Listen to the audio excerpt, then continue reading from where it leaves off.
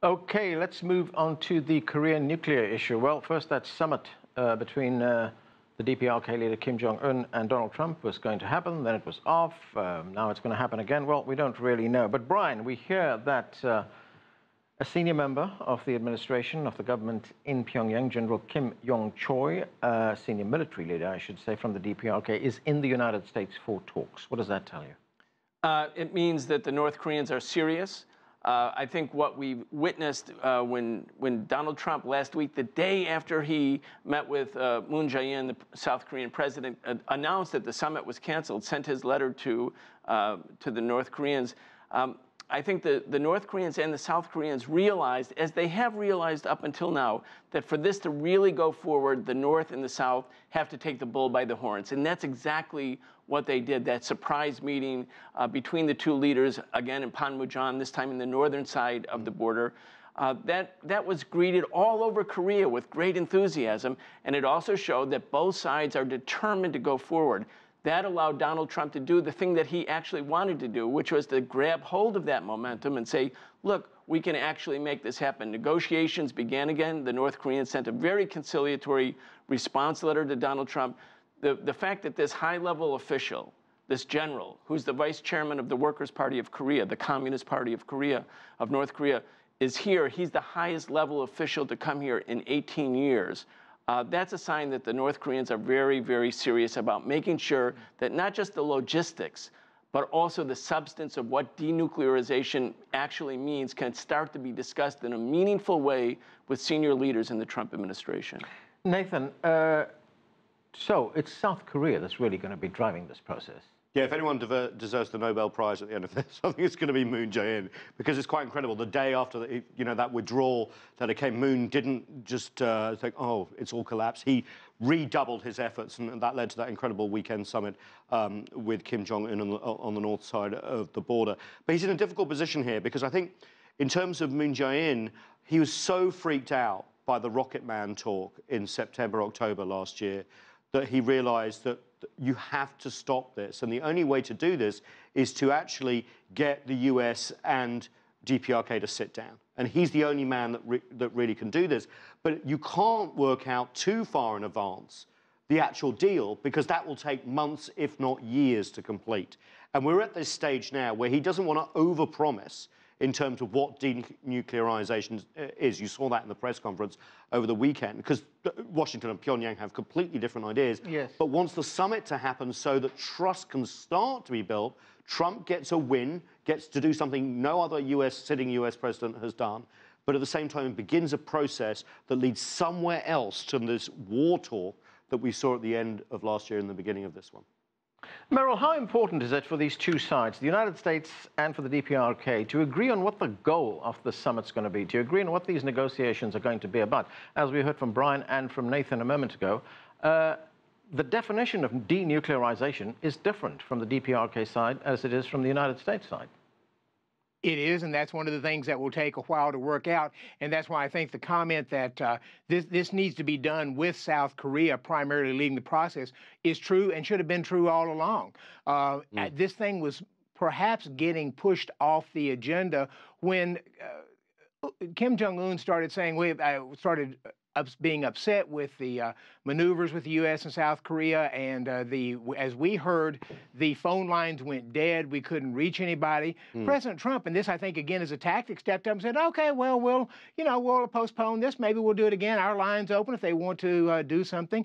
And that I think actually energized it, because once again people said, "Well, we don't normally hear this. Normally diplomats would be wringing their hands saying, 'Oh, what did we do to upset Kim Jong-un?'" Instead, the president took a completely different tack, and all of a sudden these things seem to be moving back on the right track again. So there's we sometimes there may be a madness to his method, let's say. I think that's too much. Yeah. I think it's too much. Let's just go over the chronology real quick. On May 9th, Mike Pompeo went to North Korea, met with Kim Jong-un. The next day, Donald Trump announced there's going to be a summit. North Korea is all ready to go. They make unilateral concessions on missile testing, nuclear testing, closing down their nuclear test site. And then 4 days later, Max Thunder is announced, including F-22 stealth fighters and B-52 bombers capable of carrying nuclear weapons that simulate the destruction of North Korea. And then the North Koreans cried foul. And that's when this went off the rail. That's when they stopped talking, and that's what pushed Donald Trump to take some reciprocal action. Right, Brian, but if we look at what's going on right now, there is some dialogue. We've got the North Korean general who's in the United States. There's also a team in Singapore, a DPRK team, protocol team working out logistics for a possible summit. Does that point to a June 12th summit? We've given up making predictions, especially about the future. Right. But we just do predictions about the past. Yeah, right? exactly, and we're certain about that. But June 12th, I think, is on. I think June 12th is on. I think Singapore is on. It's possible it may be delayed a few days because it is so quickly coming upon us. But I think, yes, I think it's going to go forward. I think it might be delayed. Sorry. You think it's going to be delayed? We saw Mike Pompeo make some noises today. Sarah Sanders make some noises today that it may be delayed. Again. Okay, let me bring in Qinduo Xu in Beijing on this particular issue. Qinduo, what about the Chinese role in all of this? What kind of influence does President Xi Jinping have with Kim Jong-un? We now understand that during that meeting that President Xi had with Kim Jong-un in Dalian, President Xi told President Kim not to give away too much quickly. That's according to a professor at Hong Kong's Baptist University. Well, actually, nobody knows clearly or fully what the presidency told Kim about the upcoming talks. Obviously, what we can get is like China fully supports North Korean side to change its gear basically from arms building to economic building basically. So that's the national policy of North Korea, and they are serious to give up, to talk about their nuclear weapons or giving up the nuclear weapons. If you look at the demolition of their website, and also they have been basically halting the test of any nuclear weapons or missile tests. So they are serious and they are doing their rounds. I think they are enjoying the Chinese side support because it's in the interest of China to have a neighbor which is nuclear free. Obviously, it's in the interest of course, everybody, South Korea, the United States. So China is fully behind North Korea. And of course, North Korea needs the Chinese back up in its negotiation with the United States because it's a complicated process. There will be ups and downs. So they do need partners. I mean, China is obviously on the side of North Korea to continue the talks. Right. Let me just weigh in real quickly on that. The issue is we tend to think of things in buckets. So there's North Korea, there's that bucket. There's China, there's that bucket. There's Iran, that bucket. I think President Trump sees all of these in one bucket and the various points playing off of each other. So I think that's exactly what he's doing. North Korea is not separate from the trade deals with China. He sees those two as interacting, and hopefully he, from his standpoint, able to get one point or another done by playing off those two powers. Qinduo, just one point, and that is the Chinese goal in these negotiations between the United States and the DPRK. As you pointed out a moment ago, China wants a nuclear-free Korean peninsula, and that is the same goal as the United States. But so would it be fair to say that on this issue, China and the United States are on the same page? I would say so, yes. And also, don't forget, China is playing a critical role in bringing North Korea to the negotiation table because North Korea's trade, 90% of them is with China. So in terms of the UN sanctions imposed on North Korean side, China is playing the critical role. I think also it's President Trump who basically linked the North Korean negotiation with U.S.-China trade negotiation. Right. Basically, officially from the Chinese side, there's no talk about that, but I think possibly it's linked. The other thing, Brian, a nuclear-free Korean peninsula also means the United States has to get rid of all its nuclear capabilities. Yeah, I mean, the B-52 bombers, B-1 bombers, B-2 bombers. The U.S. introduced nuclear weapons into the Korean Peninsula in 1958. Of course, in one way, the U.S. doesn't need to have any nuclear power there to have nuclear weapons pointed at targeting DPRK. They can do that from anywhere in the world, and the flight time is less than 30 minutes. but it's politically and symbolically important and practically important from the point of view of North Korea. If you have B-52 bombers or F-22 simulating the destruction of North Korea, it's hard to reorient the budgeting of your country's money away from military and towards consumer goods. North Korea really wants to develop consumer goods. That means there has to be a diminution of tension. What that means essentially for North Korea is the U.S. nuclear presence has to be diminished and ultimately eliminated. North Korea made it very clear when the vice foreign minister stated on May 16th that the precondition for the talks is not North Korea's denuclearization. The precondition for them, for the talks, is the ending of the anti-DPRK or DPRK hostility policy of the United States. That's a precondition. They're not going to give up their nuclear weapons. They will never give up their nuclear weapons without a change in U.S. policy towards DPRK first. But that's going to require some guarantees, isn't it?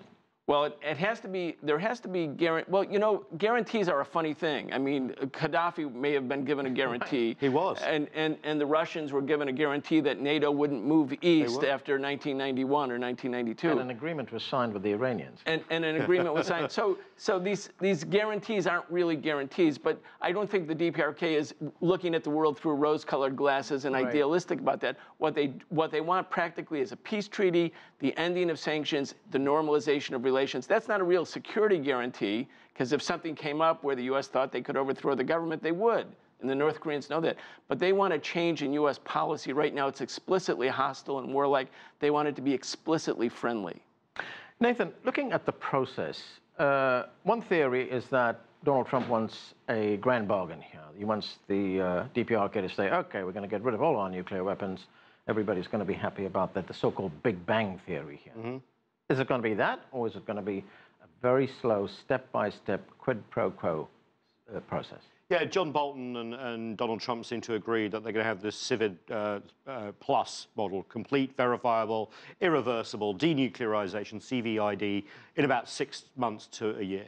That's just not going to happen. First of all, it's actually practically impossible, especially if you want to verify everything. Right. And also, you have to line up the security guarantees, you have to build trust. Any negotiation with the DPRK, or any country, actually, to get rid of its nuclear weapons. Remember, Libya didn't have nuclear weapons. They had plans, but you know, and some material, but that was it. But to actually get rid of a nuclear deterrent that is working, it's going to take months and years. Merrill, of course, the United States has its own interests. Some of these interests go back more than 60 years. It's got a treaty with South Korea. And one of the things that the DPRK has complained about, it's accused the United States of jeopardizing this this climate of détente, if we could put it that way, by continuing to conduct joint exercises with South Korea. Do the North Koreans, the DPRK, do they have a point here? Well, I think they probably do, and what you want to do is put that on the table. One of the points that was brought up, which I've seen almost nothing of in the U.S. press, is the notion of the U.S. pulling back its nuclear forces there in a way that makes North Korea feel a little safer. Whether Japan is going to be for that, whether we'll have to massage that relationship if we're going to do that, I just don't know. Brian, what is the dynamic, you think, on the American side? I mean, are there factions within the administration, some pushing very hard for an agreement, others like John Bolton, and Mike Pence, the vice president? We can call Mike Pence and John Bolton saboteurs, because that's what they're trying to do. They're trying to sabotage and destroy this agreement. They're afraid that Donald Trump will actually go forward and make a deal in the room without them. But even more importantly than those two individuals, the U.S. military-industrial complex as an institution or a phenomenon took root in the Korean War. It didn't exist before the Korean War. After World War II, the U.S. demilitarized. The military-industrial complex is a permanent form of American power. Economic and military power came into existence. Now, if you remove confrontation with Korea, if you take that out, that diminishes the incentive for more of a military buildup in the Asia-Pacific region. I think those forces may look askance at this. Qinduo, very quickly, I've got about 30 seconds left. In looking at this initial phase of negotiations here, what is China's best-case scenario? What would Beijing like to see come out of this? Well, I think from the Beijing's point of view, there will be a slow process, like mutual agreed upon that will be face by face, status. Because from North Korean side, obviously, they will not give up their nuclear weapons overnight and in exchange for the guarantee, a promised, probably rhetoric guarantee, that will not be a serious guarantee. I agree with my colleague that there will be a peace treaty, a normal relationship with the United States. I think that's something North Korean side is seeking. In exchange, probably they will give up partly or gradually their nuclear weapons. Okay, that's where we have to leave it. Thanks to all of you for being with us.